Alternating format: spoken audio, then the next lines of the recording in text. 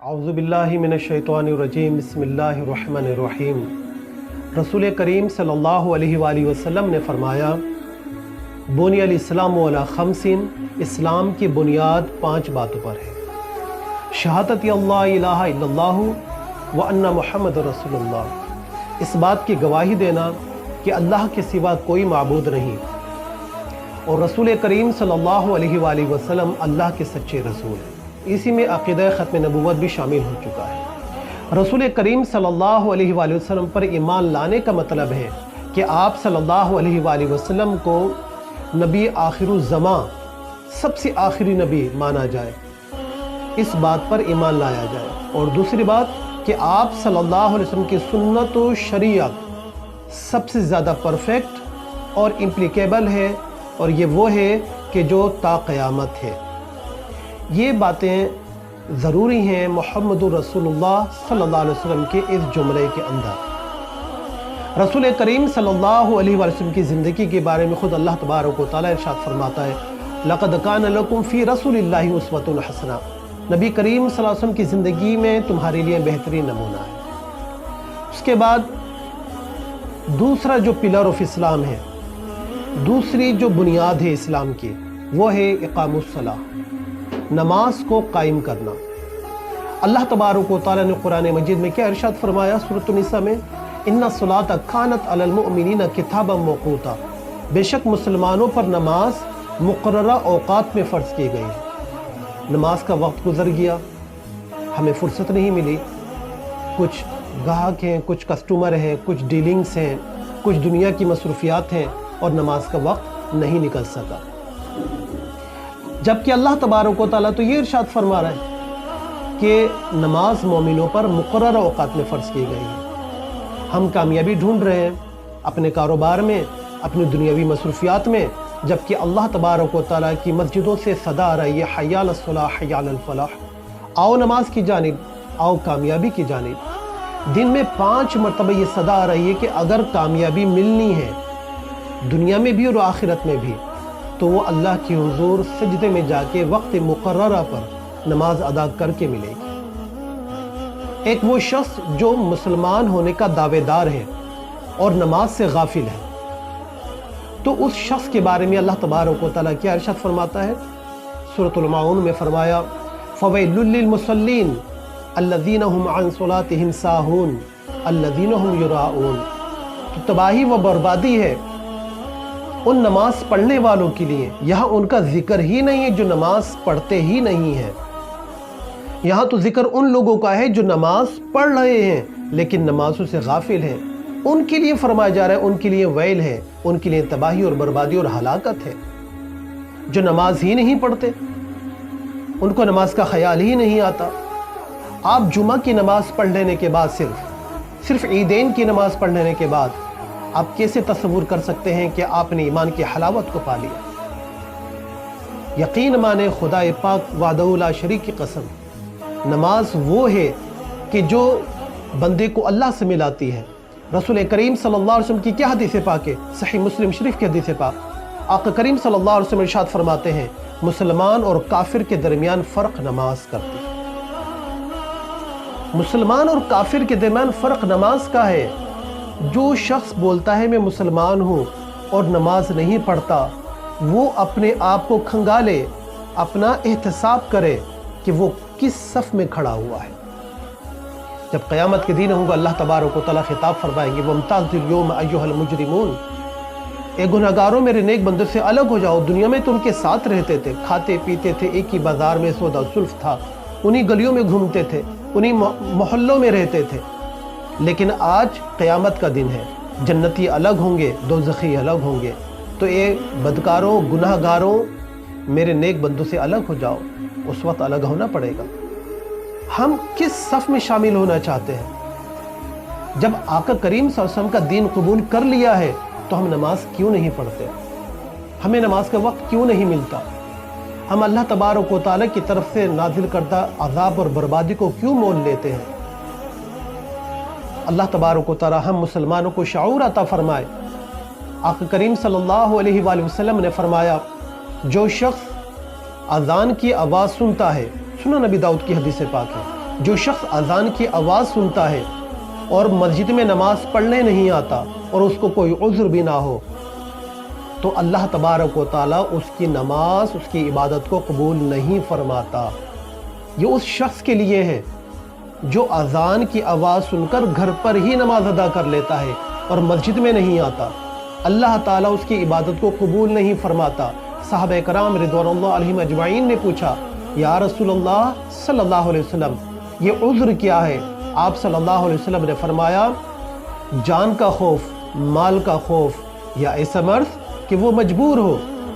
آقا کریم صلی اللہ علیہ وسلم نے ان تین باتوں کو عذر کاؤنٹ فرمایا، اور وہ شخص جو اذان کی آواز سنتا ہے، نہ مسجد میں نماز پڑھتا ہے، نہ گھر میں اہتمام کرتا ہے، تو اللہ تعالیٰ پھر اس بندے کو ہی قبول نہیں فرمائے گا، کیونکہ اس نے عبادت تو نہیں کی۔ اب وہ ان بندوں میں شامل ہو گئے جن کے لیے ویل ہے، بربادی ہے، جو سورۃ الماعون میں فرمایا۔ ہم اپنے دل میں ایمان اتنا لیے بیٹھے ہیں، جب ہم ٹیلی ویژن دیکھ رہے ہوتے ہیں، یا ہم کوئی مووی دیکھ رہے ہوتے ہیں، یا دوستوں کے ساتھ قہقہہ لگا رہے ہوتے ہیں، یا دنیا کے فضول کاموں میں مصروف ہوتے ہیں۔ میں فضول اس وجہ سے کہہ رہا ہوں، نماز کا وقت ہر کام فضول ہو جاتا ہے سوائے عبادت کے۔ ہر کام فضول، یہ اردو والا کہ یوز لیس ہو جاتا ہے، بیکار ہو جاتا ہے اگر نماز کا ٹائم ہو۔ ہم کیا کرتے ہیں؟ ہم آواز ہلکی کر دیتے ہیں۔ ہمارے ایمان کا اتنی تقاضا ہوتا ہے کہ ہم دوسرے سے کہتے ہیں، ارے بھائی اذان ہو رہی ہے، آواز ہلکی کر دو۔ جن کے پاس تھوڑا سا زیادہ ایمان ہوتا ہے وہ یہ کرتے ہیں، تھوڑی دیر کے لیے بند کر دیتے ہیں، اور اس کے بعد اپنی مووی کو، اپنی فلم کو وہ وہیں سے کنٹینیو کر لیتے ہیں جہاں سے چھوڑا تھا۔ وہ جو اذان کی آواز آئی تھی وہ ایک دعوت تھی۔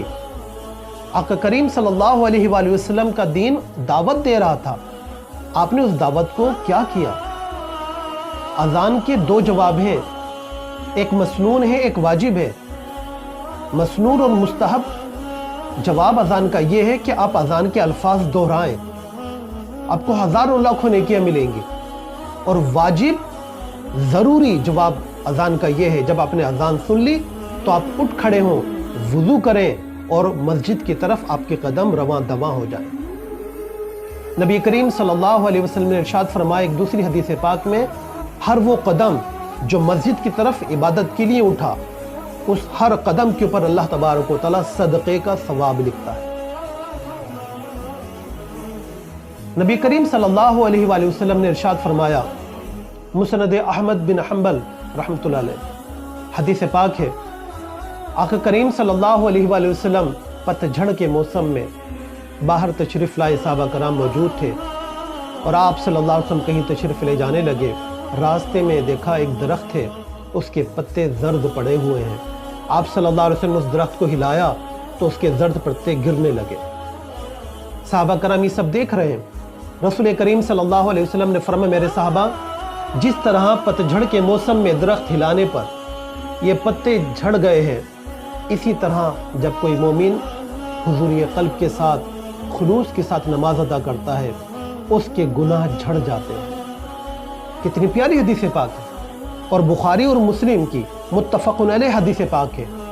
حضرت ابو ہریرہ رضی اللہ تعالیٰ عنہ فرماتے ہیں، رسول کریم صلی اللہ علیہ وآلہ وسلم نے ایک موقع پر ارشاد فرمایا، میرے صحابہ، اگر تم میں سے کسی کے گھر کے سامنے ایک نہر بہہ رہی ہو صاف ستھرے پانی کی، اور وہ اس میں 5 وقت غسل کرے، نہائے، تو اس کے جسم کے اوپر گرد یا میل کچیل باقی رہے گا؟ صحابہ کرام نے فرمایا، انہوں نے عرض کی، یا رسول اللہ صلی اللہ علیہ وسلم، ہمارے ماں باپ آپ پر قربان ہو، آقا کریم ہم تو یہ سمجھتے ہیں کہ اس کے جسم پر کوئی میل باقی نہ رہے گا۔ تو آپ صلی اللہ علیہ وسلم نے فرمایا، ہاں، اسی طرح اس شخص کی مثال ہے جو دن میں 5 مرتبہ نماز پڑھتا ہے، یعنی اللہ کی رحمت کے دریا میں غوطہ زن ہوتا ہے، اور جب وہ باہر آتا ہے اس دریائے رحمت سے، یعنی مسجد سے باہر آتا ہے نماز ادا کر کے، اور کہتا ہے اللہم انی اسألک من فضلک و رحمتک، اور جب وہ باہر آتا ہے نماز پڑھ کر، آقا کریم فرماتے ہیں اس کے ذمہ کوئی گناہ باقی نہیں رہتا۔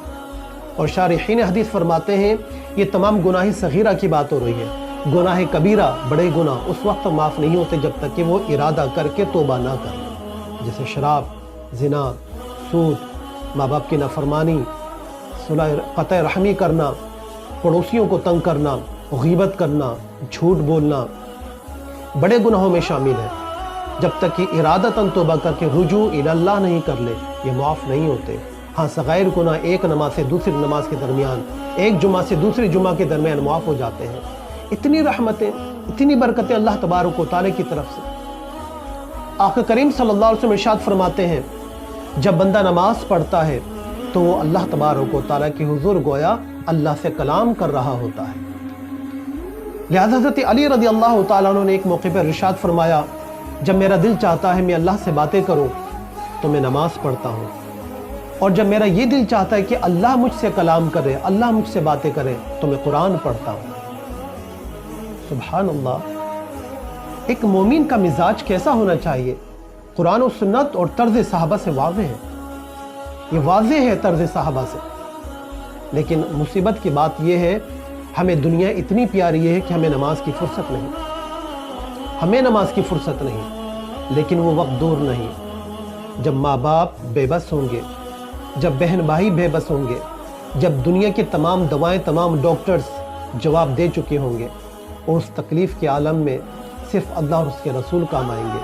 لیکن ہم نے اللہ اور اس کے رسول کی بات مانی کہاں ہے؟ دنیا ہمیشہ رہنے کی جگہ نہیں، نماز پڑھنا ہے۔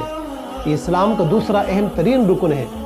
جس نے نماز چھوڑی، حدیث پاک میں آتا ہے، اس نے دین کو ڈھا دیا، دین کو گرا دیا۔ ہم کس جگہ پر کھڑے ہیں؟ ہماری کیا حالت ہے؟ دنیا کے ہر کام کے لیے، انٹرٹینمنٹس کے لیے وقت ہی وقت ہے۔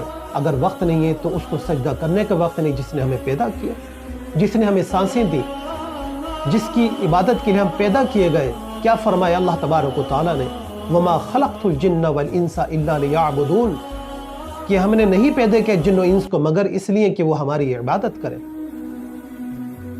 اللہ کی عبادت کے لیے اللہ نے پیدا کیا ہے۔ لیکن افسوس کہ ہم اپنے مقصد حیات میں کامیاب نہیں۔ وہ پنکھا جو ہوا نہ دے سکے، وہ کمپیوٹر جو چل نہ سکے، وہ پین جس میں روشنائی ختم ہو جائے، وہ دوا جو فائدہ نہ دے سکے، ہم اٹھا کے اس کو ڈسٹ بن میں پھینک دیتے ہیں، اسٹور روم میں پھینک دیتے ہیں، وہ ہمارے قابل استعمال نہیں۔ اور انسان جب اپنے مقصد حیات میں ناکام ہو جائے تو اس کا کیا مقصد رہ جائے گا؟ اللہ تعالیٰ نے ہمیں اپنی عبادت کے لیے پیدا کیا ہے۔ کھائیں، پئیں، حلال کھائیں، حلال پئیں، حلال پہنیں، جتنا ملا ہے اتنا استعمال کریں، لیکن اللہ کو سجدہ ضرور کریں۔ کیوں؟ دنیا ختم ہو جائے گی اور آخرت باقی ہے۔ ہم نے دوسروں کو جاتے ہوئے دیکھا ہے، ایک دن لوگ ہمیں جاتے ہوا دیکھیں گے، اس میں کوئی شک نہیں ہے۔ نماز ادا کریں، اسلام کا دوسرا اہم ترین رکوع ہے۔ اس کے بعد زکوٰۃ عطا کریں، اور اس کے بعد روزہ رکھیں رمضان مبارک کا، اور جن پر حج فرض ہے وہ حج ادا کریں۔ اللہ تبارک و تعالی ہم سب کو دین کی فاؤنڈیشن، اسلام کے ارکان پر کما حق عمل کرنے کی توفیق عطا فرمائے، اور پکا سچا مسلمان بننے کی توفیق عطا فرمائے۔ یہ ارکان اسلام ادا کرنے کے بعد ہم اپنی زندگی کے اندر اسلام نافذ کرنے والے ہو جائیں گے۔ یہ ارکان اسلام، اسلام کے ارکان ہیں، اور اسلام پھر ظاہر ہوگا ہمارے کیریکٹر سے، ہماری نیتوں سے، ہماری سیرت سے، ہماری گفتگو سے، ہمارے اعمال سے پھر اسلام جھلکے گا۔ پھر ہم وہ مسلمان بن جائیں گے جن کے بارے میں اللہ تعالیٰ ارشاد فرماتا ہے قد افلح المؤمنون الذین هم فی صلاتهم خاشعون۔ تحقیق کامیاب ہو گئے وہ مسلمان جو اپنی نمازوں میں خشوع و خضوع اختیار کرتے ہیں۔